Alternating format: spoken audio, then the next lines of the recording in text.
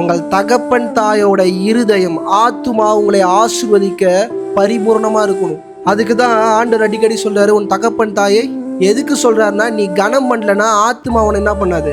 ஆண்டவர் சொல்றாரு, என்னை கனம் பண்ணுகிறவனை நான் என்ன பண்ணுவேன். தகப்பன் தாயை நீ கனம் பண்ணும் போது தான் தகப்பன் தாயோட ஆத்துமாவை என்ன பண்ணுமோ. இன்னைக்கு ஆழமாய் புரிஞ்சுக்கோங்க. நான் பேசுற வாக்கியங்கள் சில நேரம் பாஸ்டர் உங்களுக்கு தெரியல, பாஸ்டர் உங்களுக்கு தெரியல, பாஸ்டர் பார்த்து துப்பாக்கி எடுத்து சொல்ற மாதிரி என்ன பண்றீங்க, சொல்றீங்க.